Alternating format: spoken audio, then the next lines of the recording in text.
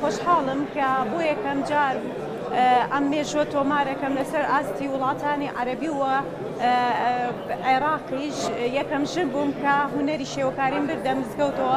هەدەفەکەشم ئەوەیە مزگەوت شوێنێکی عیبادەتە و هەم شوێنێکی کۆمەڵایەتیە. ئەکرێ بۆ منی ژن بێت کە شێوەکار و هونەرمەندی فۆتۆگرافەرم، بۆ تۆ یەکیش بێت بێ کۆڕێکی شعری بکێڕی.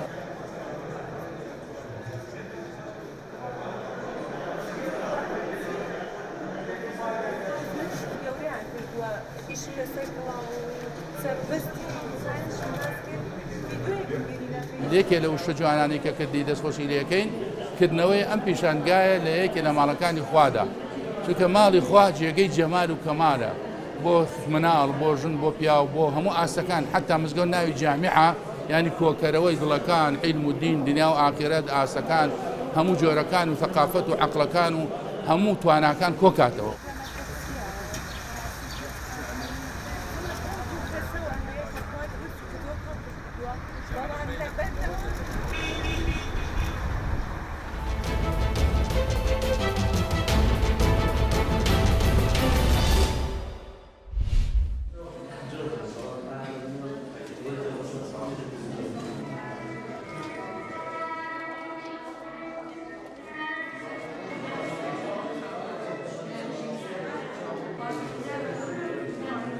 لەناو ئەم جەنجاڵی هەڵبژاردن و سەرقاڵی خەڵکە ئیسراحەتێک و پشوێکی جوان بوو، کارێکی جوانی کردووەوە، کۆمەڵێک نەخش و نیگاری جوانی کێشاوە بەدەست و پەنجە جوانەکانی و ئیسراحەت و پشوێکی بە مێشکی هەموو ئەوانەیە کە هاتنێ ئێرە. هیوادارم ئەم جۆرە کارانەی ئەو نیگارکێشەکانی دیکەی ئەم شارە بەردەوام بن و ئەمە جۆرێکە لە بوژاندنەوە لە پەرەپێدانی هونەر لەم شارە. هیوادارم ڕۆحی هونەر و گیانی هونەری ئەم شارە هەمیشە هەروە بەبەرزی بمێنێت.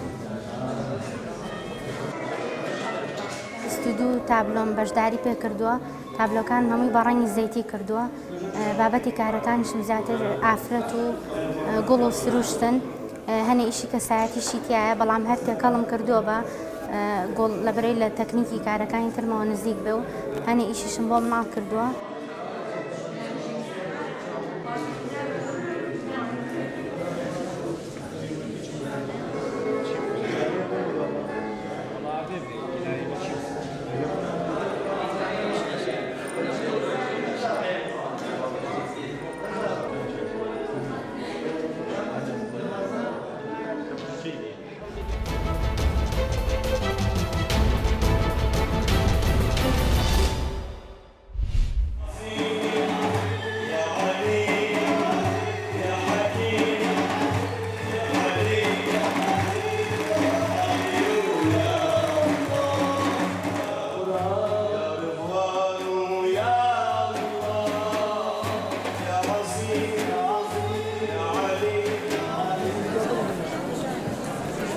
خەڵکی ئێمە دایما ئەوەی کە پابند بە وشەیە، ئەو نە لە مۆسیقاک تێناغا، ئەوەی پێی خۆشە گوشەکان گوێ لێ بگرێ کە حاڵەتە ڕۆحیەکەی بە دەفەوە زیاتر بۆی دروستە بێ.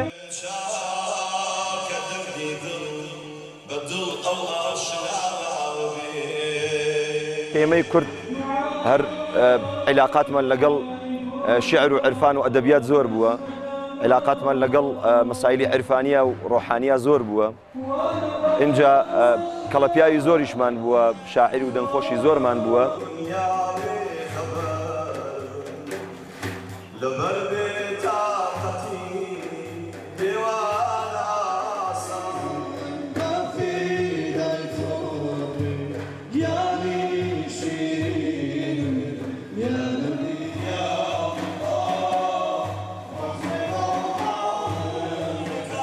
She